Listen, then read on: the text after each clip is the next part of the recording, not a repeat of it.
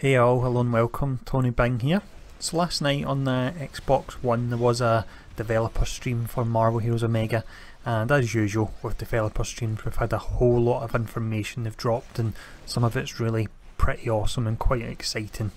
Now the information that I've managed to get hold of, I've not watched the stream myself, so I got all the information from the Marvel Heroes Bugle website. It's a fantastic site that collects information from various different sources and stores it in one place for you. So if you've not already done so, I would add it to your bookmarks, and there is a link to that site within the description of this video as well.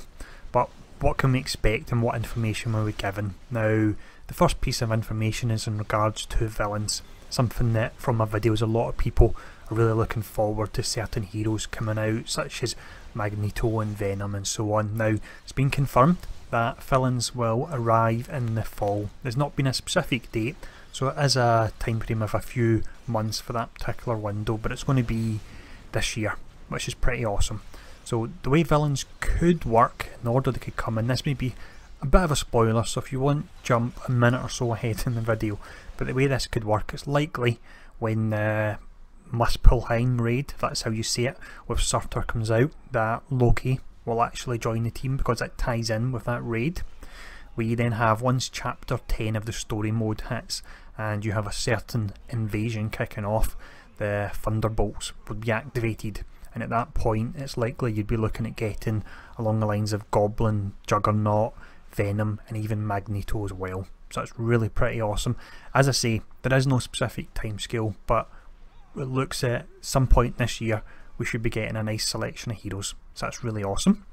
Now the second point that was covered was in regards to an actual enhanced costume for Luke Cage, and the enhanced costume would be Jessica Jones, which is great. It's a good fit, it would work, it makes sense, and it gives certain characters that potentially the chances of them being a playable hero or a separate playable hero in the game are low. It gives them a chance to get into the game, so I really like that and I would like to see more of that. Now, next thing that was covered was in regards to the Danger Room. The developers are aware that it has the potential to be a great in-game mode, but it's maybe not been made the most of at the moment. Now, they don't have any plans to add merits the way the PC version works, because in the PC version you're in the Danger Room, you get merits and you can buy items with it. They don't have plans for that, but they do have plans to look into expanding on the Danger Room mode. No date on that at the moment, but it is something that is in the pipeline. Now, in regards to the next 3 hero releases, we do know they will be Black Cat, Elektra and Nightcrawler. They couldn't give any dates on that unfortunately, but that will be the next 3 hero releases we will be getting.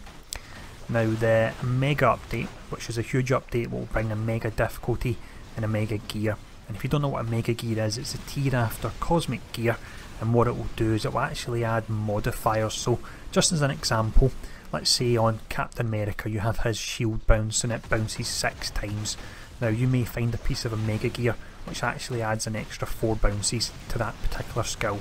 It's really interesting, there's a ton of potential for new builds, and I'm exceptionally excited for that. Now next up we have something pretty huge. This one came out of the blue. This is about a VIP status for console players. Now the way this works is if you make any kind of in-game purchase, be that buying the pack of 500 Gs, which is the lowest pack, or you even buy a hero pack, you'll be granted a lifetime VIP status. Now what that includes, which is really incredible, is early access to Nightcrawler, and on top of that you get Nightcrawler for free, which is amazing. And for that reason I'll be doing a beginner's guide for Nightcrawler in the next few days, just to up the excitement for you all that are waiting for him. You also get a 5% bonus experience and credit boost. You'll get 1 free Marvelous loot box. Next thing, which is pretty awesome, is you get 5 Eternity Splinters per day on log on. So log on every day for a month, you're looking at a free 150 splinters simply for logging on. That's possibly up there with Nightcrawler, one of my favourite perks. And then finally you also get 10 free stash tabs as well, so that really help out for all the different pieces of gear that we need to pick up. Now next up, the talk was about Carnage, and it's confirmed that he is 100% coming to consoles. It won't be immediately after the PC release, so we don't have a date, but he is coming, which is awesome, which is great, because I played him on the test centre and I really liked what I seen there. Next up, there was talk about the prestige system and actual rewards for it. So they are working on adding more incentives for your prestige, but we don't have any concrete information at the moment. But it's good to know that they are looking at adding some more benefits, because at the moment I've not prestiged anyone and I don't really feel the need to, so I'll hold off for that. Now, the next bit of information we had was in regards to the patrols. So there's 2 additional patrols that are available on PC, and they are Industry City Patrol and also High Town Patrol. Now, we've been told that it's very likely these will come to console at some point. Again, we don't have a specific date, but it's great to know that we will be getting them at some point as well, because they're both fun and adds a bit of variety rather than running Midtown all the time, as much as I do like Midtown, to be honest. Next piece of information we got was something that's pretty huge and a lot of players have been asking about and even worrying about for a time. Now, previously the license for the game ran out in 2019, which was only 2 years away. Now it's been confirmed that the license has been renewed for a further 5 years. That takes us all the way up to the future, to 2022. It really does sound pretty sci-fi when you see it like that. So that's awesome and that's great, and the MCU is only going from strength to strength, and the game is tying in more with the MCU, which means there'll be loads of great opportunities and lots of new content we'll see. Now, next up, a concern that many players have is a lack of endgame. Once you actually hit level 16, you've got your cosmic gear, what do you do?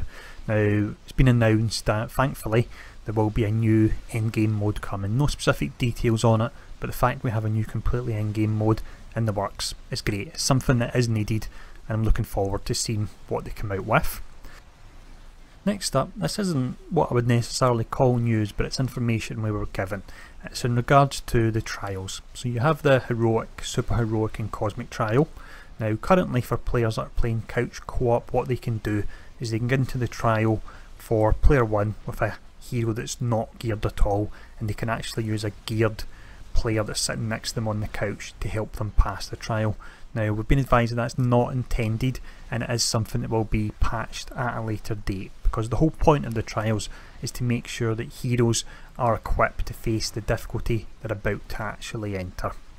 Now, next up, we have some information in regards to a future hero, and this has been confirmed actually post-stream on the forums, and this is the fact that Black Bolt will be coming to consoles. We don't have any kind of date. I do wonder myself if maybe tie in with the Inhumans TV series. That would make sense, but that's just a bit of guesswork on my part there. But Black Bolt will be coming for any Black Bolt fans.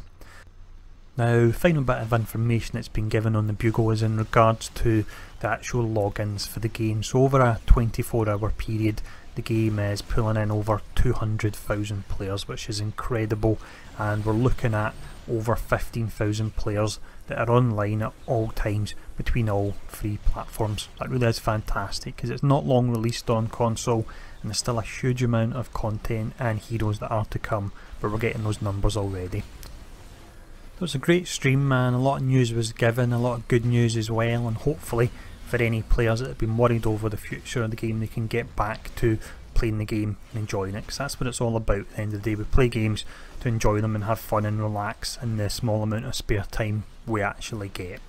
So hope this little news roundup was useful.